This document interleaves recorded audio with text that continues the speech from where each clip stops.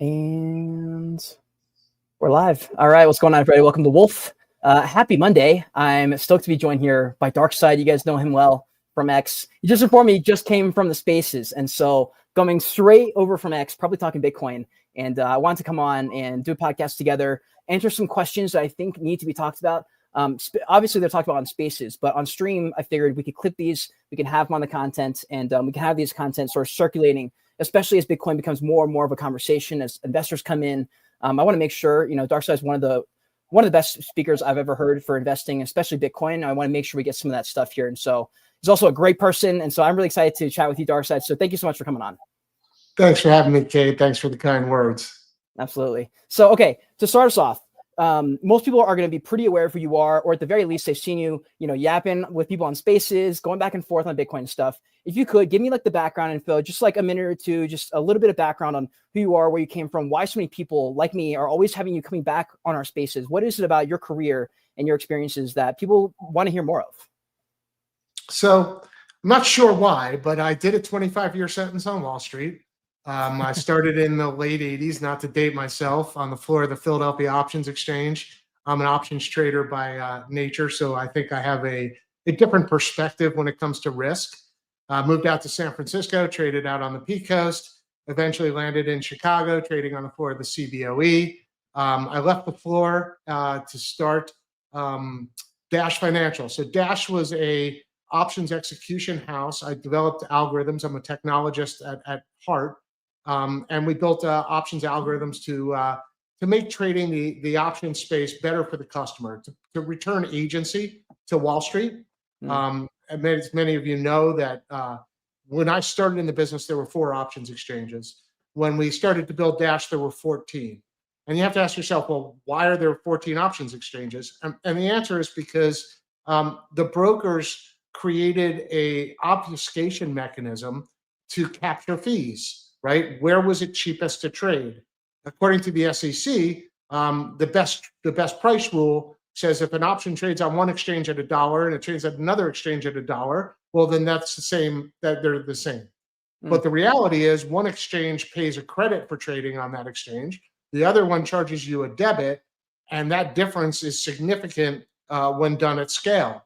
So at Dash, we set out to solve that problem by routing options based on the best net price instead of the best execution rule.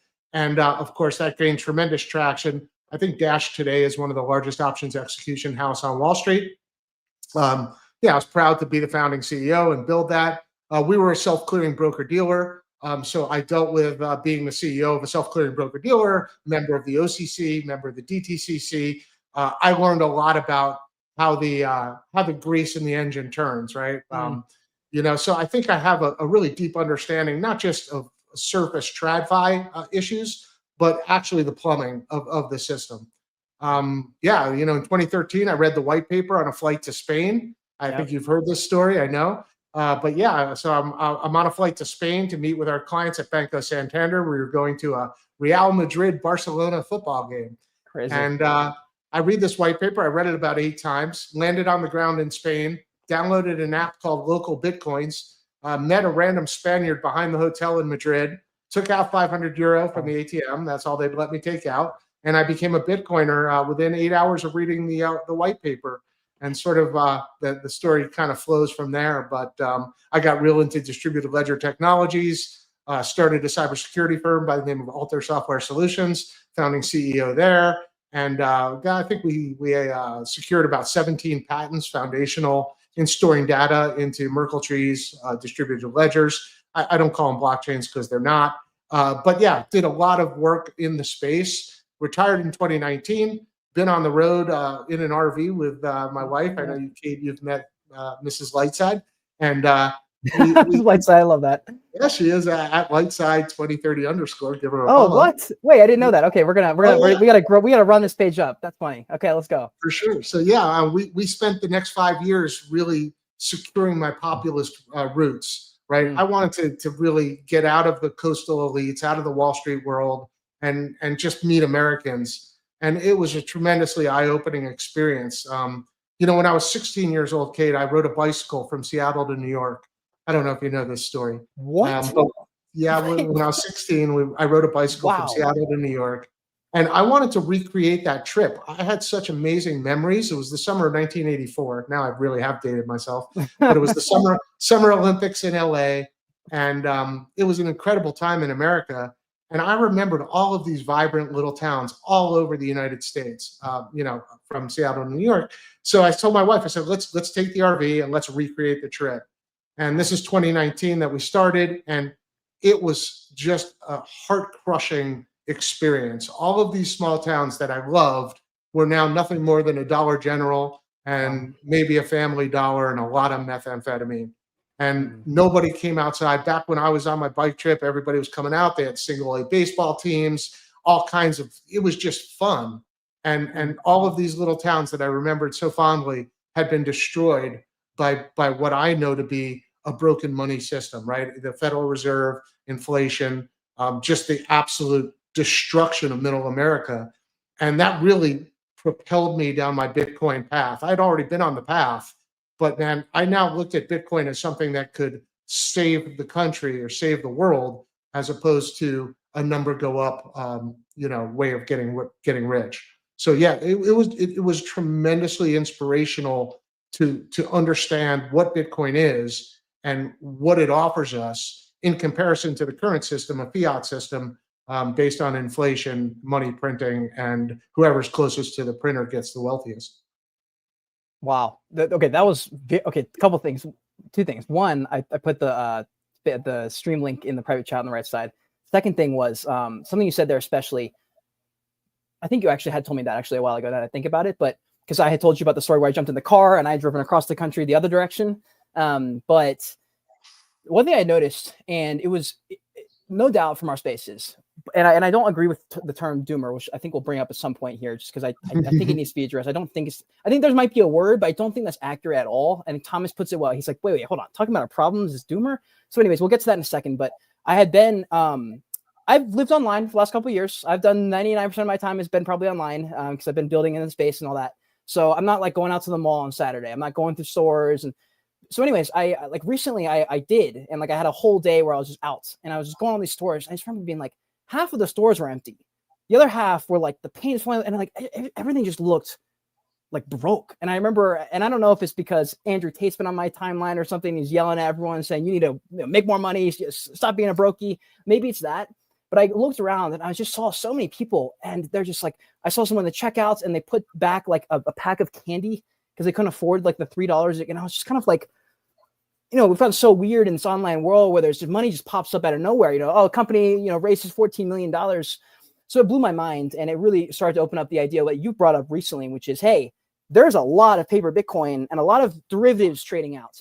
I actually know a lot about this world, and there's not that many people who know it as deeply as maybe they're putting on. So there's been a lot of debate around whether or not there even is paper Bitcoin, and then the conversation of, is there true value having it under cold storage? And that was kind of like the main thing that my brain was starting to slowly come across. I'm starting to see why the self-custody folks are so gung-ho about it, when I always understood it. But I think recently it really started to click with me. And I was like, okay, I think Darkside is really starting to get through here, because now I'm starting to see why he's getting so loud, and gets even louder when he gets pushed back. Yeah, look, the paper Bitcoin world has exploded. The derivatives complex built around Bitcoin is absolutely exploding. And there's really, look, you have to ask the question of yourself, what is Bitcoin, right? Is Bitcoin at Coinbase? Is that Bitcoin? Well, no, it's an IOU. You have an IOU from Coinbase. Is Bitcoin held by MicroStrategy? Is that Bitcoin? No, that's an IOU from your broker dealer that you own shares in MicroStrategy. Your broker dealer has an IOU on the DTCC, and the DTCC holds your shares in MicroStrategy. And then does MicroStrategy themselves hold Bitcoin? Well, no, they have an IOU from a custodian. That could be Coinbase, Fidelity, maybe others. So what is Bitcoin, right? Well, to me, Bitcoin means that you hold your keys, you hold your coins, and they live outside of any financial system, right? That's the promise of Bitcoin, is that you get to be your own bank. What we've seen now is the explosion of perps, perpetual futures to trade on exchanges. We have COMEX cash settled futures. We have IBIT and its very large derivatives complex that surrounds IBIT. The paper Bitcoin market has exploded. And what's unfortunate about that is Bitcoin is a scarce asset. There will only be ever 21 million Bitcoin created. However, in the paper Bitcoin market, I think it's fair to estimate that over the last several years, we've created an additional 5 million Bitcoin. So where is this all headed? Well, any derivatives complex requires that the underlying asset, in this case Bitcoin, be freely available for borrow and loan. And it's not, right? Bitcoin is not freely available for borrow and loan. It's very difficult to borrow. It's expensive, and people don't want to loan their Bitcoin. And what little Bitcoin there is that's in the hypothecation market, right, is not enough to meet the obligations of the derivatives complex that's been built around it. So where are we headed? We're headed for a problem, right? This is going to blow up at some point.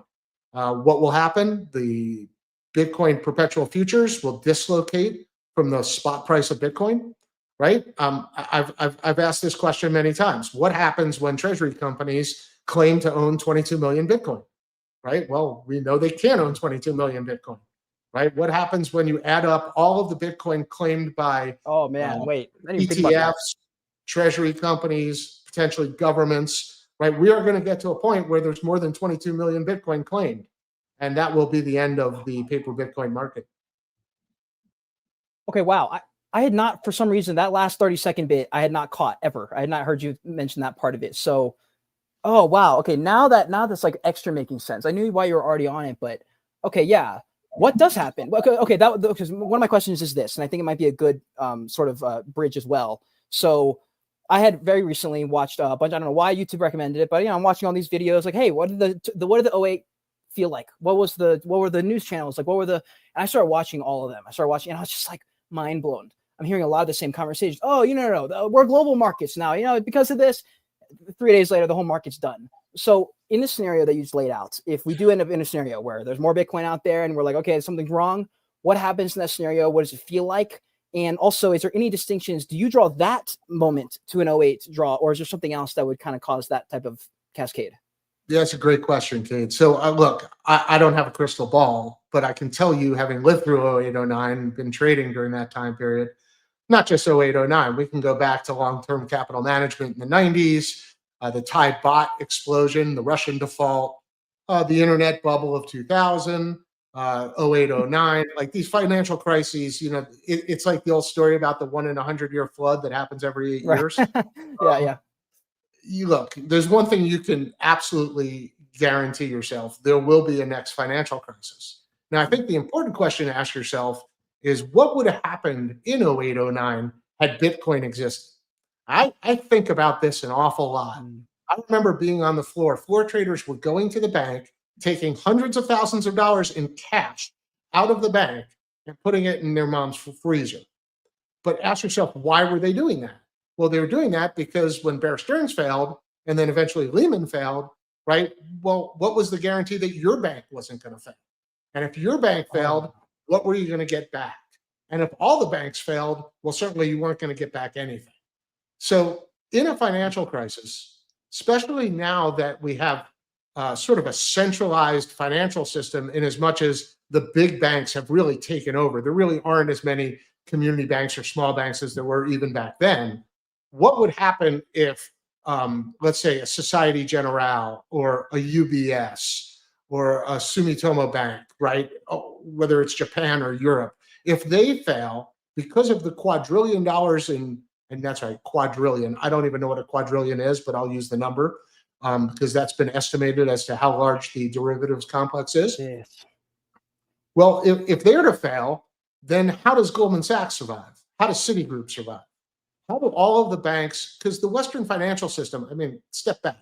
I think it's important to recognize that the Western financial system, whether we're talking about the Fed, the ECB, the Bank of Japan, the Swiss National Bank, all of these central banks are tied together through the Bank of International Settlements, right? And they all have counterparty exposure to each other, right? They're like reinsurance companies for each other. Yeah, and they all reinsure each other's risk by taking parts of transactions that are too big for them to handle. So can Citibank and Goldman Sachs survive the failure of UBS? No. They can't. We saw that when Credit Suisse went down. The system immediately got together and said, okay, UBS, you're buying Credit Suisse. You're taking it over because they can't let it fail, right? Well, in the next financial crisis, we're going to see a scenario, and I asked this question earlier, what would have happened in 08, 09 had Bitcoin existed? Well, I can tell you that every large player would have immediately bought Bitcoin and self-custodied it, taken it out of the financial risks. But that comes with a real consequence, which is that what little Bitcoin there is available to be borrowed and loaned would be sucked out of the system. So what would happen to the derivative markets surrounding Bitcoin if you had this rush, essentially a modern day bank run, where people pull their money out of the bank, they buy Bitcoin and they self-custody it, and they do all of this within an hour, because you can take delivery of Bitcoin in under an hour, right? Well, guess what? I mean, you're setting up a witch's brew of an absolute catastrophic bank run, the likes of which we've never seen. And then I would also explain to you that whether you're talking about Millennium Partners or Renaissance or any of the largest hedge funds in the world, rest assured that they have game planned this very scenario. They have accounts at foreign exchanges, right? Because the first thing the US will do, and the Western banking system for that matter, is they will shut down withdrawals from all exchanges, right? They may even shut off the buy button as they did in GameStop. But you can't shut off the buy button at Bybit or in Dubai or Singapore, or right? This is a global product, and we're talking about global entities that have billions, if not trillions of dollars combined in the Cayman Islands, in Singapore, all over, in Dubai, all over the world.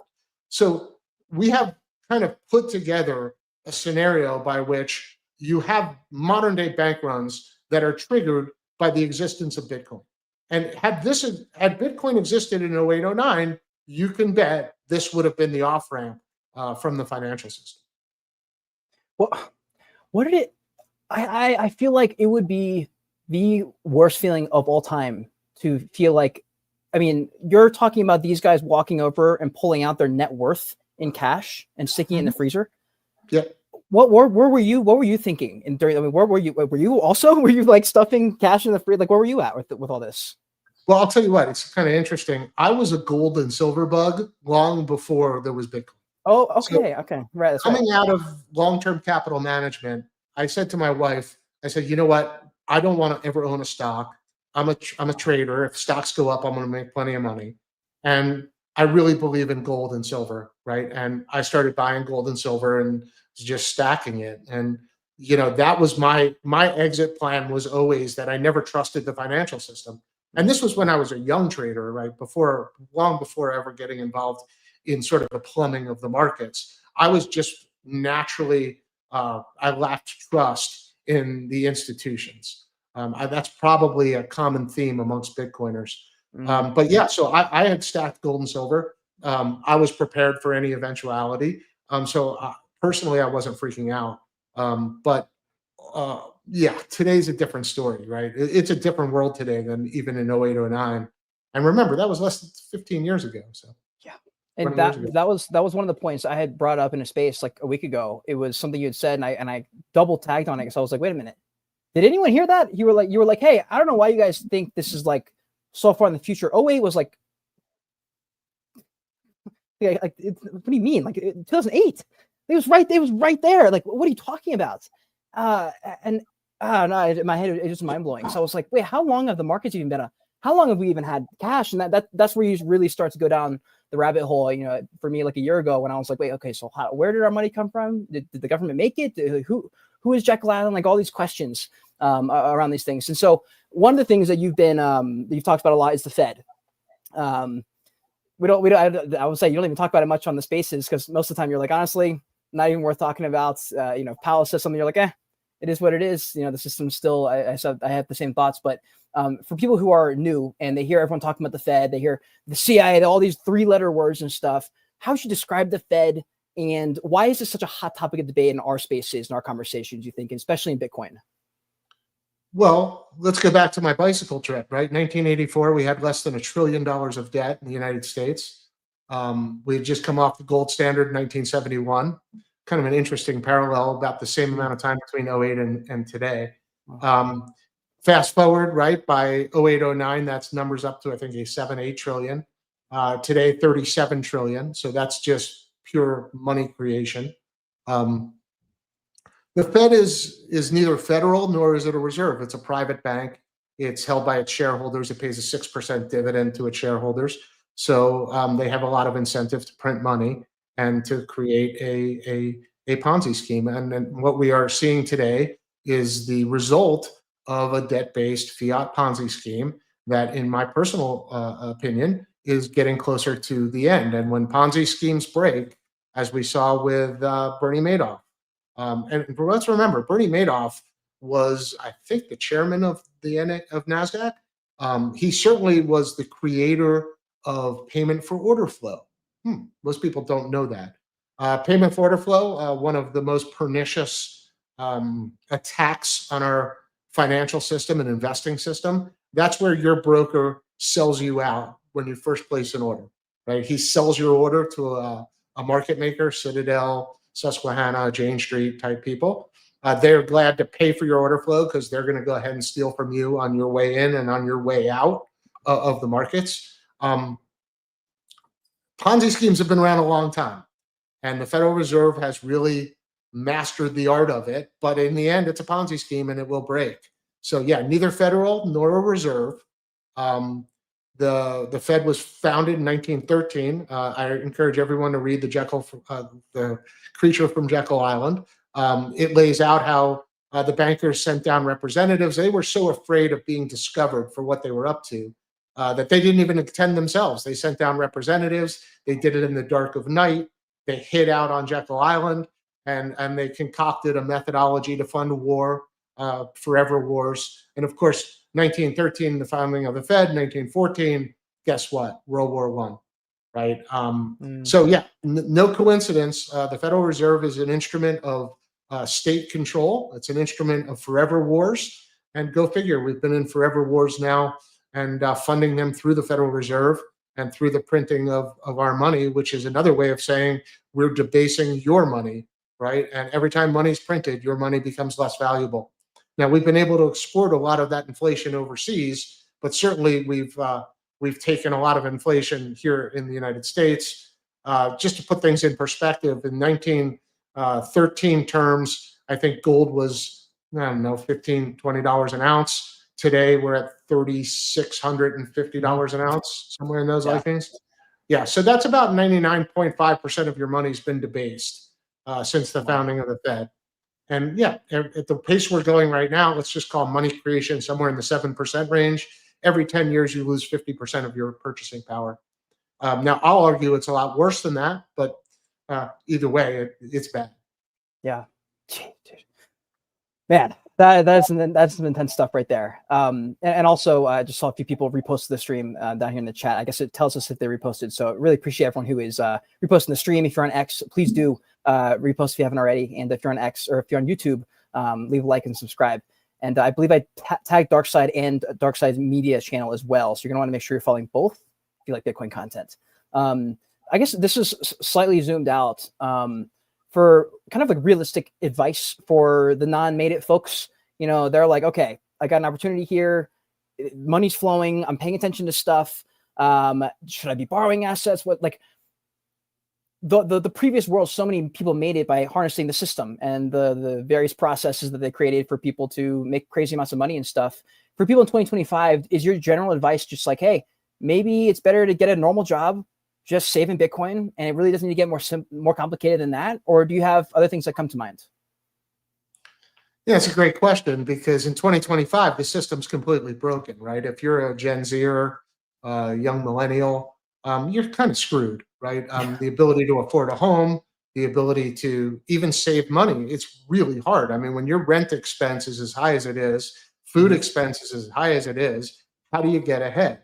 Now, look, like, you use the Brady Bunch as an example, right? A TV show from the 70s. I was a father of 6. He worked, I think he was an architect, what doesn't really matter, carpenter, it didn't matter. You were able to afford a car, a home, a family vacation, and save money. Today, Could you imagine a family of 6 being supported by an architect or a carpenter? I mean, there's no chance. So this is the result of this debt-based fiat Ponzi scheme. We have inflated away the American dream. And that's why I think we're closer to the end of the Ponzi scheme than the beginning, because this can't continue. And by the way, there's no way to stop it, right? My friend Simon Dixon does such a great analogy. I'd love to share it with you. But imagine Kate and I started today a fiat-based money system. And we start by creating $1,000.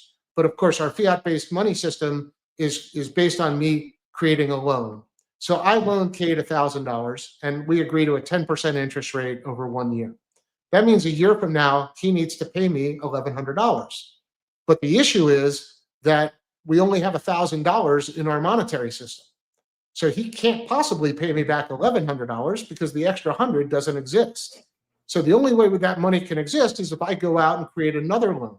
So I go to Kate's friend and I issue another $1,000 loan at 10%. Well, now there's $2,000 in the system. Kate can afford me to pay can afford to pay me back the $1,100, but his friend requires me to make another loan for me to be able to pay, for him to have the money to pay back my loan, right? So you can see where this goes. Wow. The idea that we're ever going to pay down debt is ludicrous. If you pay down debt, the money doesn't exist to pay the interest on the existing loans. So the only way the system can possibly go forward is to create more and more loans. Well, that's what's happened. But now that number's now gone, geometric, like it's out of control. Yeah. So it's important to understand that this is a Ponzi scheme, right? The only way to pay back the debt on an existing loan is to create new loans. And we have banks now that are able to basically coin our money, for lack of a better term. But the banks have a 0% reserve requirement. I think Basel III is 3 or 4%. So they don't have the money.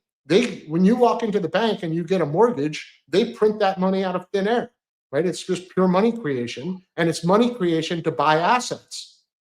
And banks like to create loans that are asset-backed, that have some form of collateral.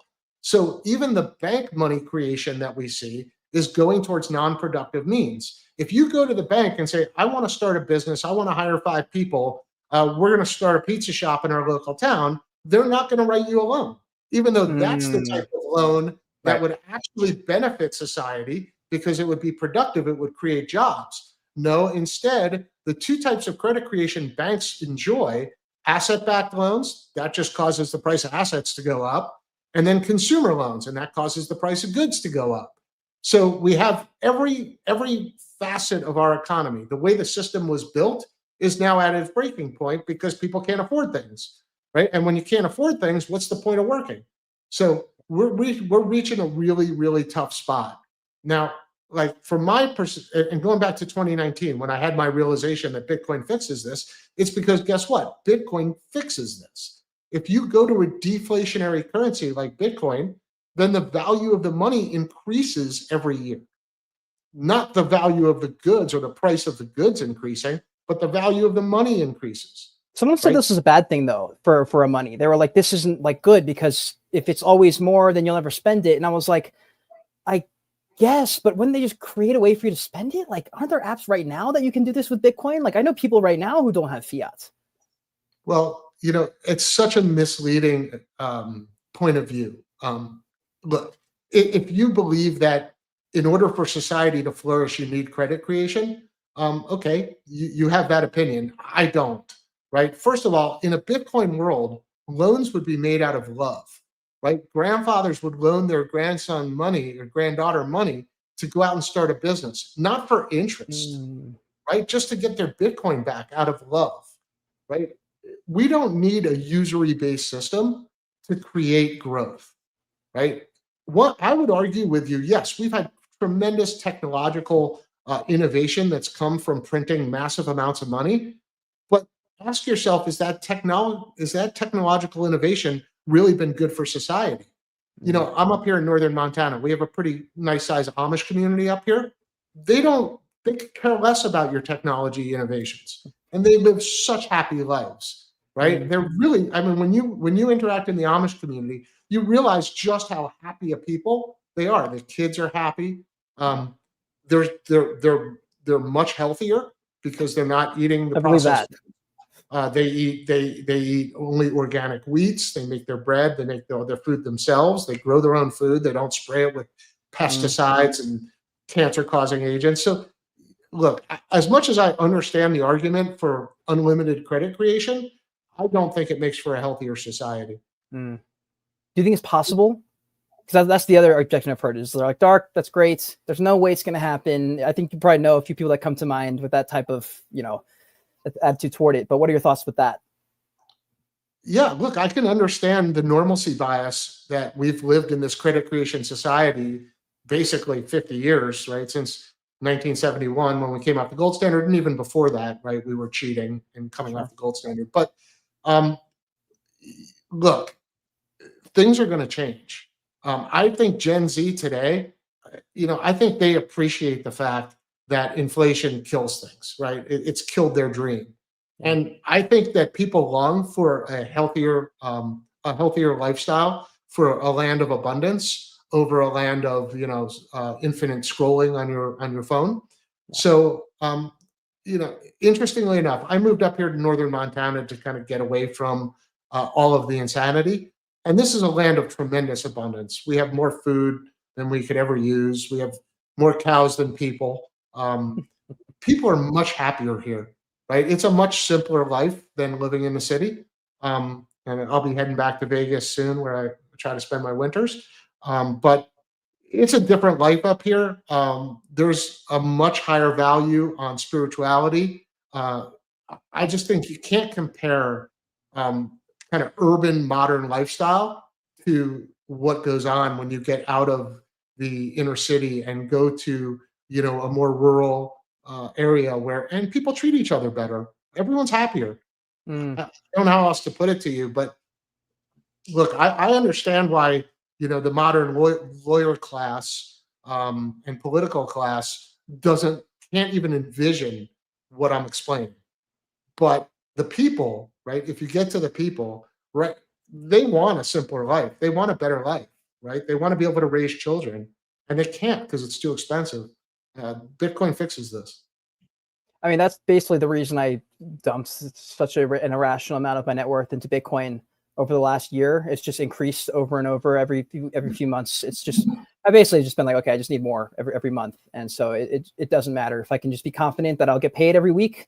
Don't lose my job at Wolf, and I'll just keep DCing and forget the rest, because it's not worth the opportunity cost. Like, I've built my whole last 6 years based off opportunity cost bias, which is every time I get money, I would spend it, but in a way that would boost me, whether I was going to a conference to meet more people or whatever it is. I kept every time I would get it. And then eventually I was like, okay, I've built up some level of foundation in the game online in this world that I can go ahead and start to stack and start to build. But you're right. It took literally like a year and a half of paying off debt first, and then building that skill set up. And then instead of paying off debt, I was funneling the money to a savings account. And then once the savings account was ready to go, I was like, okay, now it's an investing account. And it took forever to build it up. And I remember just being like, man, it is literally impossible to get ahead. And I just, so hard. It's funny you say that, because from 2019 to 2024, Mrs. Lightside and myself, we lived in an RV. And one of the things about the RV lifestyle that's so interesting is if you buy something, you have to throw something out, right? There's just no room. Yeah, of course, right.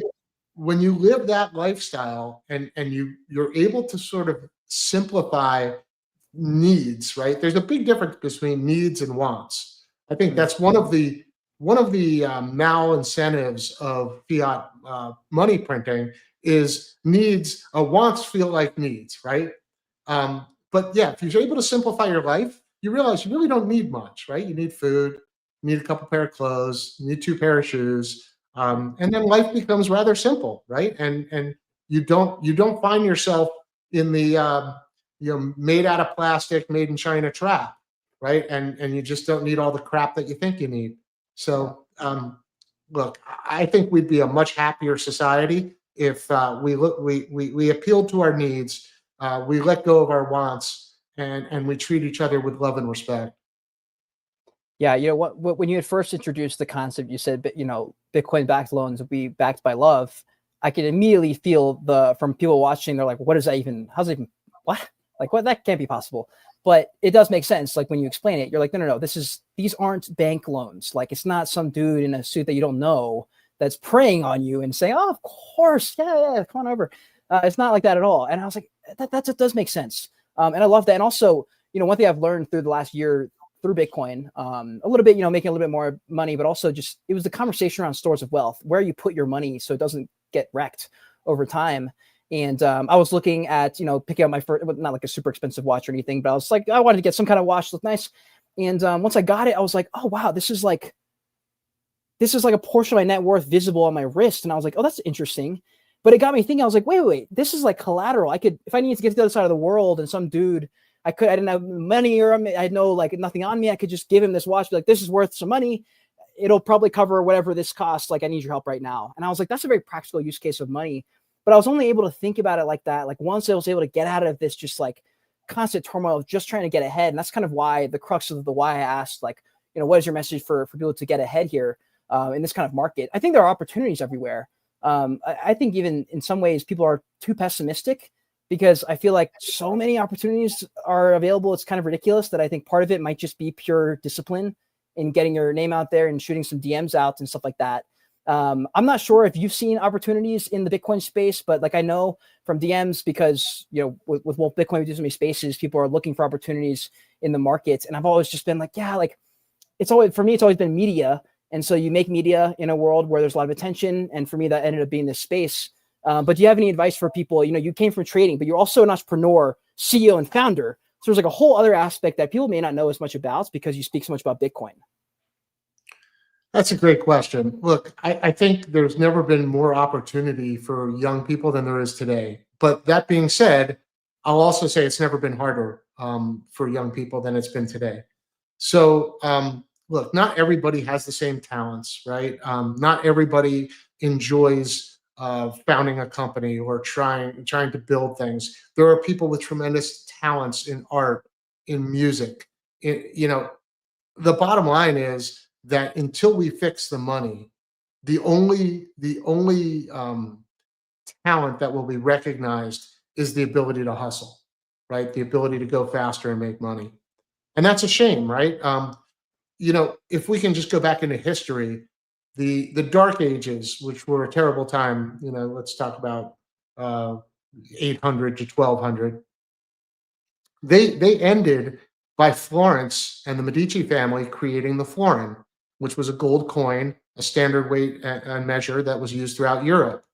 And when they went on a hard money standard, there was abundance. I'm not saying it was perfect, but the arts flourished, music flourished, the food was better. Like everything got better in society when they adopted a hard money standard. There was still hard money lending, right? The Medici family would make loans.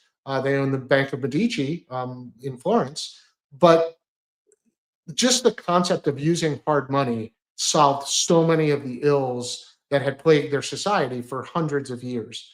And I just feel like there's such a parallel to the Medici times to today. It just feels to me like as great as AI may be, and maybe it is great, to me it's not great. I mean, I enjoy using it to be able to answer questions. Yeah, like But the Google thought of almost. the thought of replacing millions of jobs with robots and robotics and AI, that sounds like a really bad idea, right? I just, from a societal standpoint, I don't see how we're sitting around clapping like seals when a bunch of technocrats come along and say we can replace you. We have a AI. Like that just sounds absolutely stupid to me. And I think to myself, well, what would have happened if, let's just go back 100 years, right? If they would have come along and said, hey, there's this computer at this data center down the street, and it's going to take all your jobs. Well, the town residents would have gone down and burned down the data center, right? Like, there's no way that would have been okay. But today, because everything's broken, we're clapping like seals. I don't know how to explain it. All I can say is the money's broken. Fix the money, you'll fix society in a really big way. Do you think whoever is behind whoever is so bullish around stablecoins at the very top who's pulling strings, for whatever reason, they've chosen stablecoins to solve problems. That's what the government, that's what all the big people are seeing on TV that I'm seeing. So I guess my question becomes two, because one, my first question is kind of like a bit more of like a electric question of like, if they invited you on their show, what would you say? Would you take the opportunity, kind of loose cannon it? Would you try and educate in a gentle way, like the CNBCs, the Fox, like these guys that bring on Tom Lee and all these people to talk about all these things that are going on? I was curious what you would say, and then also, yeah, just general thoughts on that. Yeah, great question. Look, stablecoins are a Hail Mary pass by the US government to fund itself because they can't find buyers of their debt. The way we're going, Tether will be the fourth largest owner of US debt. Stablecoins are neither stable nor are they a good idea. And I'll tell you why. Stablecoins will, because of their nature, because they move on crypto rails and not through the SWIFT system, they will change the dynamics of the US dollar throughout the entire world. And what do I mean by that? Let's just use a country like Egypt. Egypt is suffering from 50% inflation. They have extremely tight capital controls. I think if you get caught with Bitcoin in Egypt, you go to jail for 3 years. They're doing everything in their power to save their own currency. And along comes a stable coin, which can now be transferred to anybody with an iPhone. And of course, if you're in Egypt, you're going to try to get your hands on stable coins. You're not going to care about the local currency. So what happens to the local currency? Well, it hyperinflates away. It's done. That causes the local regime in Egypt to become extremely violent on its people because they've lost their ability to print money. So they're now left with nothing but violence. And what have we done? Again, the US, by increasing dollar dominance throughout the world, is going to create tremendous instability.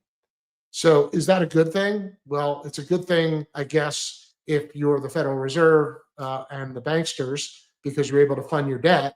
But it's a bad thing if you live elsewhere in the world. And I would ask you this question, Cade. Are stable coins going to create more North Koreas? I suspect they are. Probably. That's not a good thing. But if I was a third world despot and I wanted to protect my currency, well, the first thing I would do is shut off the internet to all my people so that they can't get stable coins. Wow.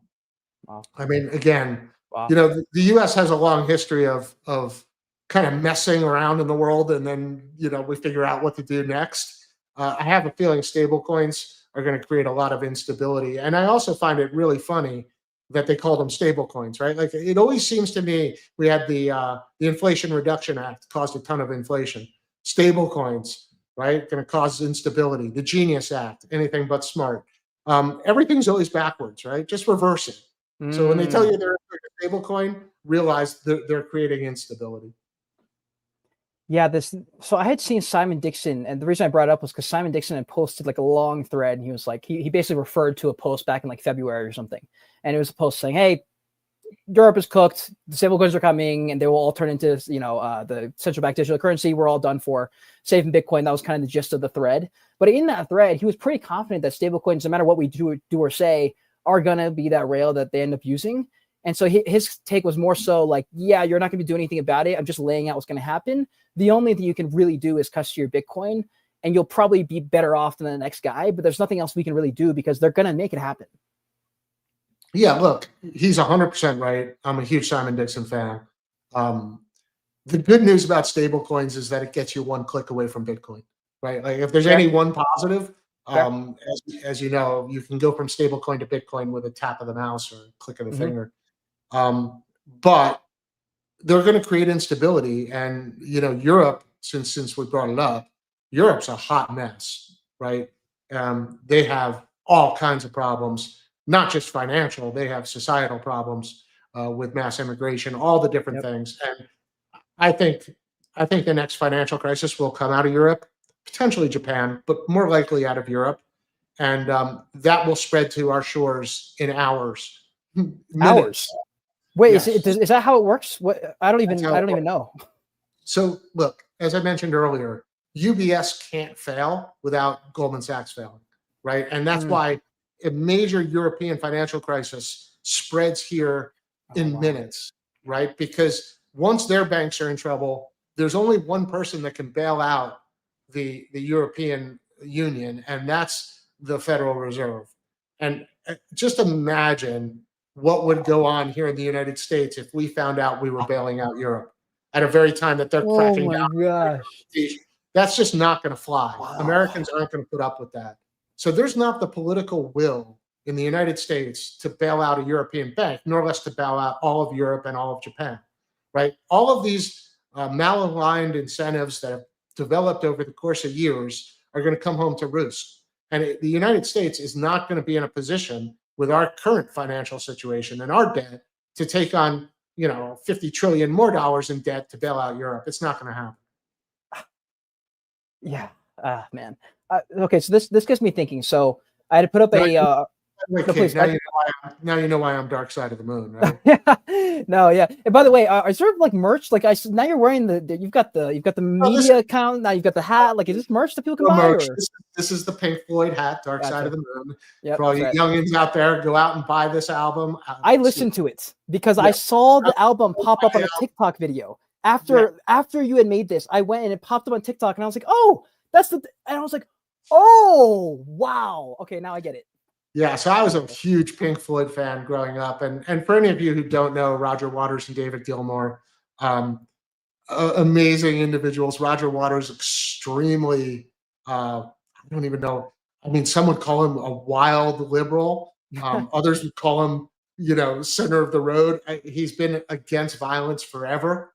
I'm a huge fan. I wonder if Roger Waters owns any Bitcoin. I mean, that'd be funny. But no, Pink Floyd as a band, incredibly influential in my life. Just complete counterculture, and stand for doing the right thing. Yeah, I love that. Switching gears a little bit because I can't not ask the question, even though I know you're gonna groan. So Josh Mandel's just been on a tear, Saylor, Mstr, the whole thing. That's the only thing anyone's talking about. You went, and I don't think if you kicked it off, because I don't know if this whole thing's your fault or whose fault this is exactly, but someone went on the Mstr, Saylor's got to change his plan. This is not going to work. And I don't remember if that was like already adding fuel to the fire or if that was kind of what kicked it off. But all I know is that was happening. And then Josh pours a ton of gas in the fire. Yeah. Next thing you know, Mstr is dropping. Everyone's tweeting at him. Give me a bit of a time frame, I guess, if you have any, on like how important it is that Saylor sees the message and acknowledges it for what it really is. Because you put out a full direct message I saw on Twitter where you put out a full message. You say, this post is so that you can see it. And it was clear as day. You meant for him to see that post. Yeah, absolutely. Look, I'm a huge fan of Saylor. Let's just start there, right? Yeah. He's a pioneer. He's like he's the Vespucci of modern times. He's out there. He's the explorer out in front of the Bitcoin movement.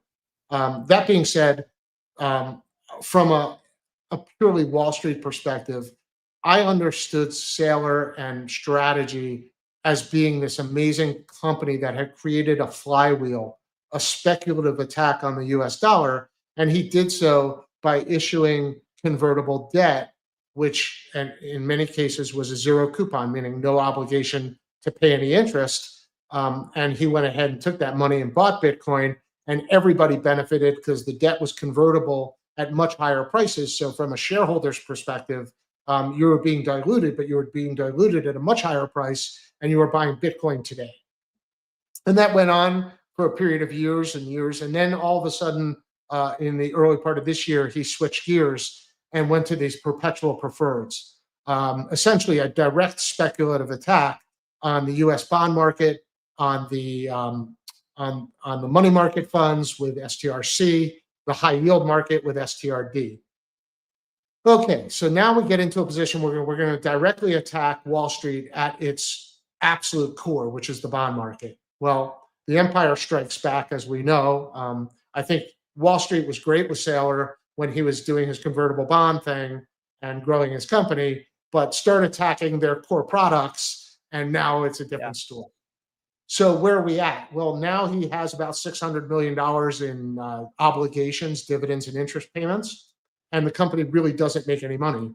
The software company, I think, is about break even, maybe makes a few bucks, maybe loses a few, I'm not sure. But ultimately, the only way he can meet those fiat obligations the dividend payments and the interest payments is to go ahead and sell his common stock.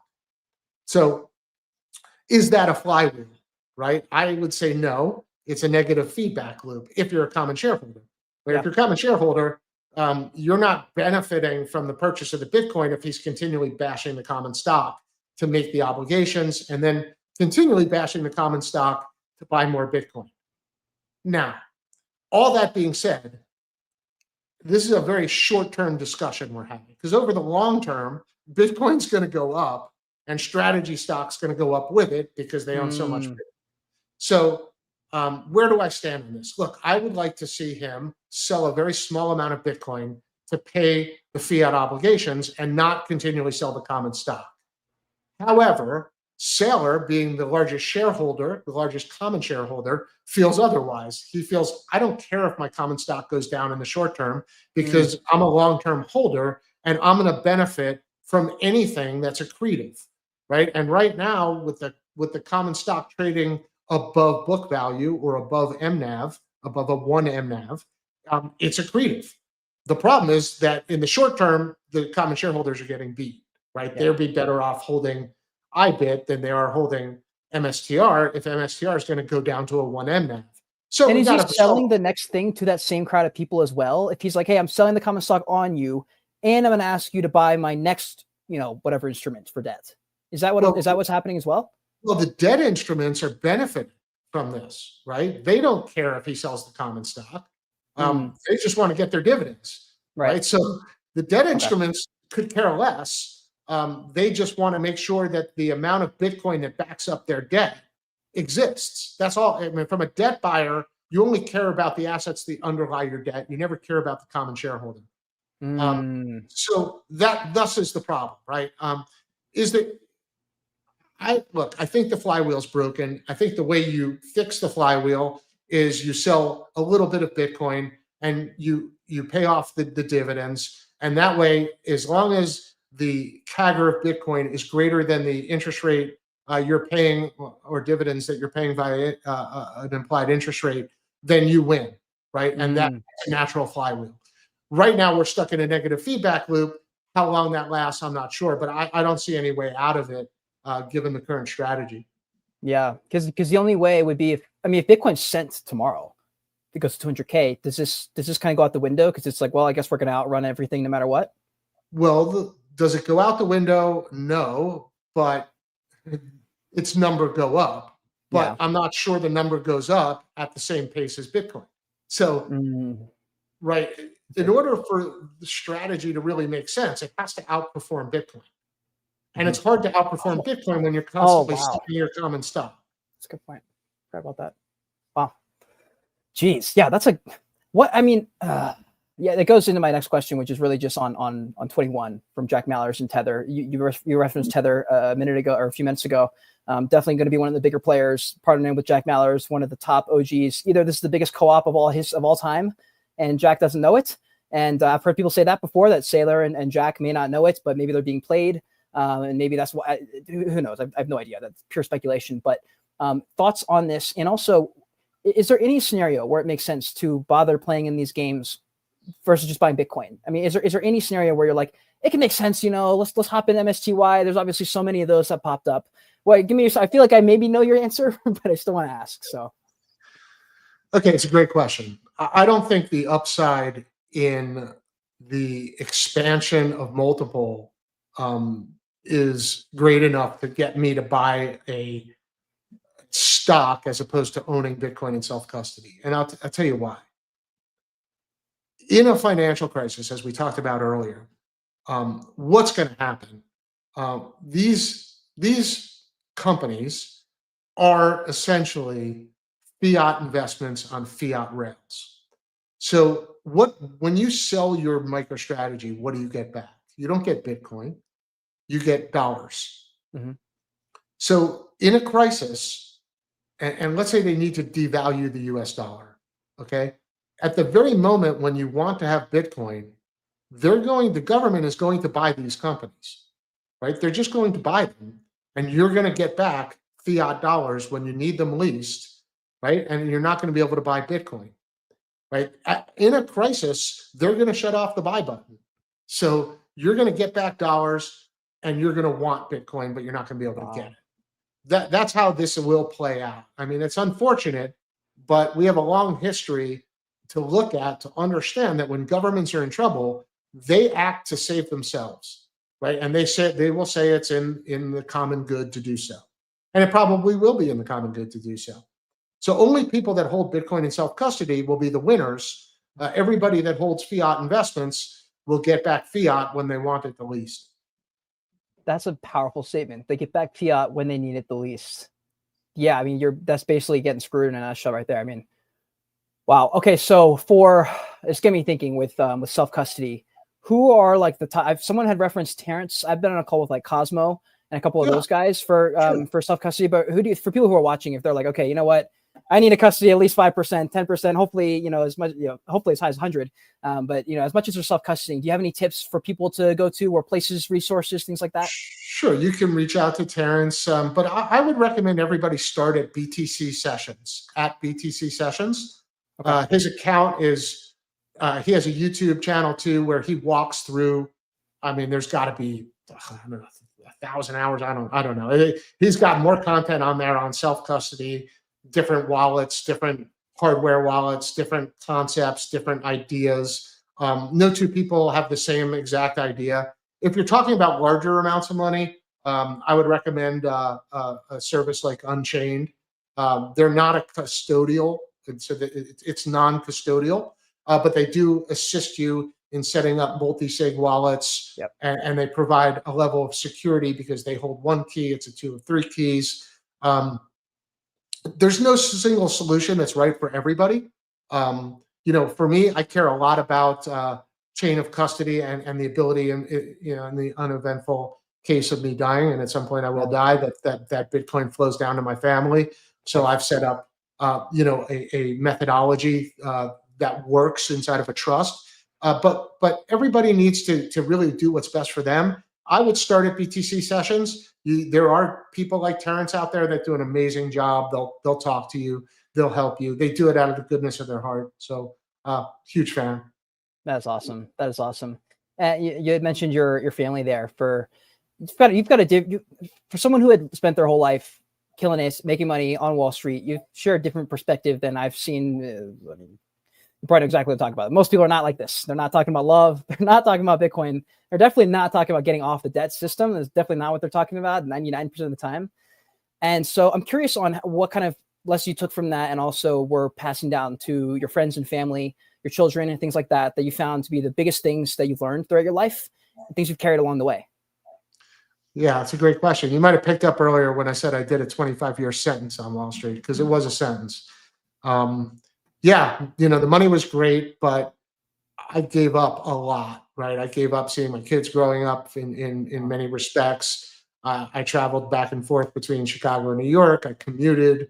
And to be honest with you, I learned to really hate the very people that I worked with. I mean, they were some of the worst people in the world. And generally speaking, I think most people that have been involved in high corporate life, their friends don't come out of the company, right? They just don't. You leave a company, you leave your friends behind. I left Wall Street with a really bad taste in my mouth, right? I saw all of the criminality, and it's just, look, it is what it is, right? Like, Wall Street is an organism.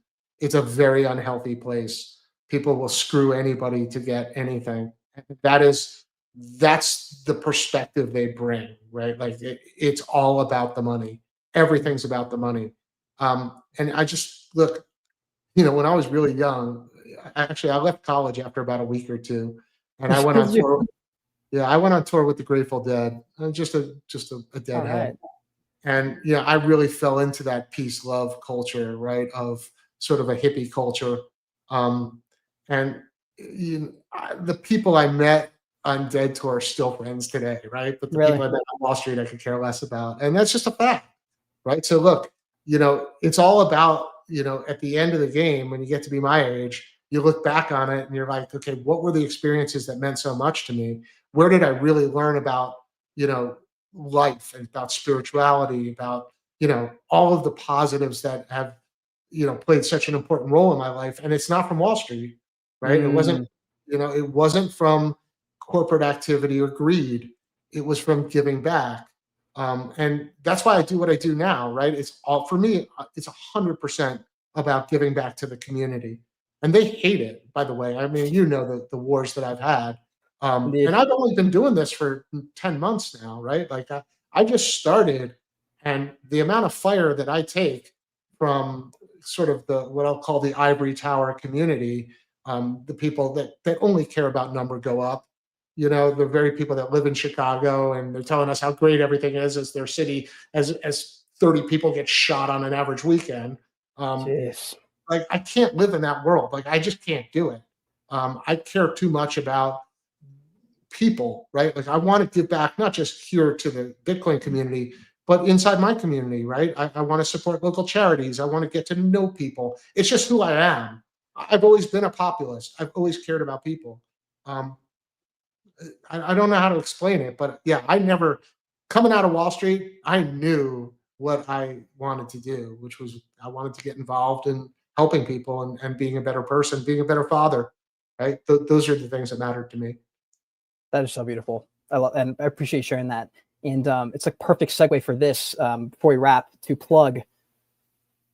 It's really not going to load. Okay, Darkside Media, which by the way, I don't know if it's in your bio, Dark, but if it's not, it should definitely be tagged in there. But you definitely, if you go to Darkside's page, if you're on X, just go right above our faces. Darkside and Darkside Media are both tagged, so you can follow that. And there's videos coming out in media and stuff. But could you take a second for the people who don't know or they're not aware? Maybe they saw a couple posts, they weren't sure. Maybe they saw a funny edit. What is Darkside Media? What are you trying to do with that? Yeah, just trying to look, not everybody is the same. I can do spaces all day and I'm not going to reach a certain audience, right? And I want to make sure that this message gets across to all audiences. And I think video is really important, especially shorts. So we've been doing all kinds of shorts. I do like, quick short. Some of it might be actually cut out of spaces. Mhm. Some of it might be cut out of a live stream like this. Others, I'll just sit down in front of the camera and record, something about the great taking or something about Bitcoin or something, whatever the flavor of the day is. We're also doing some comedy things. I'm sure you saw Bitcoin Yeah. versus Solana, Bitcoin versus Ethereum, some funny stuff. Hopefully we're going to expand it and start a YouTube channel and do some podcasting. I just want to reach as big an audience as possible since I'm giving a lot of my time to this effort. As you know, you hear me all the time, right? Like, so I view this not as a job, but as a passion of love to give back to the community. And I want to make sure that my message of hope, experience, strength, and hope gets across to as many people as possible. And Darkside Media is going to give us the opportunity to reach out and touch people that they're not in spaces, they're not on X, they may not be experts in Bitcoin. So hopefully we'll get on Instagram or on TikTok, on YouTube. No, hopefully this has to happen. I don't know who has to get involved, but this has to happen because it just needs to happen. That is a great idea. And by the way, because I also have found some passion in talking about Bitcoin. Obviously, the last few months I've become more of a Bitcoiner the last year. So I've put out some content, but there's a difference when a 27-year-old kid puts out content because he's learning about something and he can put it in a nice way versus someone who spent their career in a field and you're like, no, I know something. There's some real value here. It's a different type of content. And that's why I was like so excited when you put that out because there's not many people who are willing to do it. They're busy. They're doing other shit. They're just like, no, I gotta build 6 businesses over here. I got 6 meetings. I'm already late for all of them, kind of thing. And you're like, no. I want to do this because it's important. This content's out there. So genuinely, that's like the biggest thing I found for Bitcoin and crypto, the biggest difference. And it got to a point where it was so not that all crypto is terrible and the people in crypto are terrible. It's not what I'm saying, but there's such a difference between Bitcoin and the crypto world.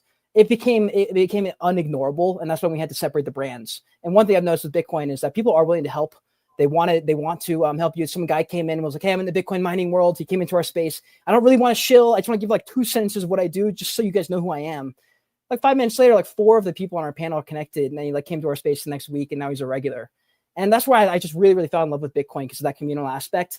I found it in crypto, but it was always it was always like until they need to sell, and then it just gets all toxic. And I was like, there's something missing from this industry. And that's when I finally found myself to Bitcoin. So No, look, you're hitting the nail right on the head, right? Like as I mentioned earlier, Bitcoin is a love language, right? The more you understand it, the more you realize what a better system we would have if we were hyper Bitcoinized, right? If we didn't have the Fed printing money, if we didn't have inflation, if we didn't have the banks and the usury and all of the things that go along with what's become a hyper financialized society. I mean, we could go on for hours discussing that subject earlier. We talked about money creation through banking. But all of the incentives in today's society are wrong, right? We don't incentivize families. We don't incentivize love. We don't incentivize, happy and better society for young people. We don't incentivize healthy food. We don't incentivize all of the things that we need to really grow and flourish as a society. And I think once people get Bitcoin, they really understand it deep. Then it becomes a language of love, a language of peace. Bitcoin demonetizes violence, right? It's not confiscatable the way gold and silver are. There's so much we could talk about. Kate, thank you so much for having me, man. I've really enjoyed this. Yeah, so I went over a couple of minutes, but I really appreciate you coming on, Dark. And for everyone out there, please give Darkside Media a follow and Darkside as well. And I'm sure you have to bounce to another show or something like that. So Dark, again, really appreciate you coming on. And hopefully people learned. We'll catch you guys all in the next stream or space, everybody. Take care. You'll find Dark on Spaces probably tomorrow morning at 11:30 on Bitcoin today, right? Bitcoin today, yeah, 8:30 a.m. Pacific, 11:30 Eastern. Should be a good time. Come and listen. Give us a holler. Right on. All right, guys. We'll catch you guys all the next one. Take care. Give them a follow. And we'll see you guys in the next one. Take care.